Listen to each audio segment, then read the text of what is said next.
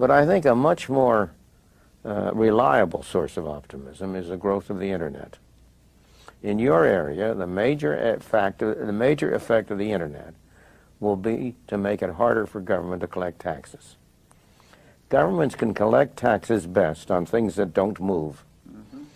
Land is an ideal basis of taxation because you can't take it away. Yep. Individual states cannot go as far in taxing personal income as the federal government can, because people can move from one state to the other more easily than they move across countries. The internet is going to make it very difficult to collect taxes on services of all kinds. After all, you can complete these transactions in cyberspace, not on the ground.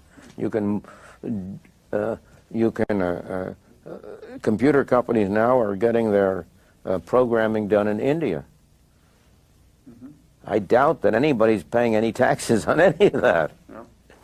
So that I think that the internet is going to be one of the major forces for reducing the role of government. The one thing that's missing, but that will soon be developed, is a reliable e-cash, a method whereby on the internet you can transfer funds from A to B without A knowing B or B knowing A. The way in which I can take a $20 bill and hand it over to you, and there's no record of where it came from. And you may get that without knowing who I am. That kind of thing will develop on the internet, and that will make it even easier for people to use the internet. In December of 2018, we started doing the first, again, back then, XRP, now ODL transactions. And it was very primitive, right? Like I sort of felt. Before coins were widely used, anything that had any kind of value was exchanged for other items, also known as bartering. Cattle were known to be the first kind of currency. From 9000 BC to 6000 BC, cows, goats, sheep, camels, and other livestock were exchanged for other cattle, land, and items. It also set a standard of how to set prices. For example, a cow is worth more than a goat, so a seller could ask for 2 or 3 goats in exchange for. Time flies when you're having fun, but you know, it's a very exciting session, and we're going to start with David Schwartz, who's one of the co-creator of XRP Ledger and Ripple, and who's going to talk about a slightly controversial title that the best incentives is no incentives. So give it up. Thank you.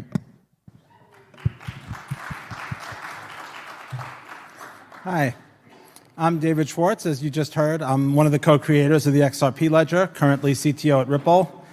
I want to thank Stanford and 𝕝𝕚𝕨 for inviting me. It's great to be here. This is a talk I wanted to give about 7 years ago, but there would have been no place to give it and nobody to give it to. So I probably would have had to spend a lot more time explaining what the heck I'm talking about. It's nice that we sort of have a shared understanding now, that I can sort of explain the decisions that we made back in 2012 and 2013. I feel like I almost have to give a trigger warning here. If there are any Bitcoin maximalists who wandered into the room, some of this material may be a bit triggering for them. Just a heads up. One of the things people love about you is you speak your mind. That proof of work was not the secret sauce in Bitcoin, that it was other properties that I'll talk about in a little bit, and that there was a better way. One of the things people love about you is you speak your mind. XRP is the digital asset that emerged from what we now call the XRP ledger. I think it's interesting to compare some of the differences in its attributes to those of, I pick Bitcoin just because it's the biggest one. Federated Byzantine Agreement gives faster finality. You could argue proof of work never gives finality. That's probably, it gives relative certainty over a much longer period of time. But what I really want to talk about is the subject of this talk, which is the under the hood on the XRP ledger. But I should point out we've had over 45 million XRP ledgers have closed without any incident. That since we launched the exchange, except for very, very few, very specific days, Bitcoin Mexican pesos had always been our largest trading pair, and that has flipped for us now. So I noticed that. Our XRP MXN book is consistently trading higher than our Bitcoin MXN book. And that's been the case already for the last, I believe, I actually have the graph here. I'm not going to pull it up, but I believe that's been already the case for at least the last 8 weeks. Again, back then, XRP. A cow is worth more than a goat, so a seller could ask for 2 or 3 goats in exchange for 1 cow. It is a developing landscape, and no place is developing faster than in Southeast Asia, where we're all sitting today. And there are partners in if you think about just the Ripple network and who's on the Ripple network, it's people from banks like Siam Commercial Bank, SBI in Japan, American Express, TP Bank in Vietnam, and then a whole series of fintech companies that are really pushing the envelope on development are also part of our network. Novati in Australia, we've talked a lot about 𝕝𝕚𝕟𝕚, many other examples around the world and around the region. And so that is an important piece of this, is we're pulling all of these players in the ecosystem around the world together on a network to make the movement of money and value seamless and frictionless across these. And so we financially free, we throwing a party, we waking the sheep, we all going ghost to the islands. XRP is the digital asset. The XRP ledger, or XRPL, is a decentralized, permissionless, open source blockchain that anybody can contribute to, develop on, and transact on. Development of the ledger began in 2011 by 3 Bitcoin developers who understood the benefits of Bitcoin but wanted something more efficient, scalable, and sustainable. So they built in some key benefits from the start. Fast confirmation in 3 to 5 seconds.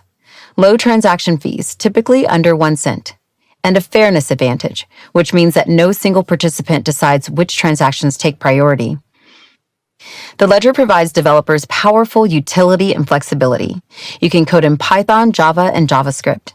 And it supports a variety of use cases like payments, tokenization and NFTs, DeFi, and more. The ledger uses its native digital asset, XRP, to enhance liquidity between currencies, including crypto, tokens, and other forms of value. Governance of the ledger is community-led, so any proposed changes or amendments to the protocol must be approved by validators. The XRP ledger has operated continuously since January 2013, and over 1.8 billion transactions have been completed as of 2021. So if you're interested in joining the current community of innovators, developers, and businesses who are building on the XRP ledger, then have a look at the next chapters and learn more.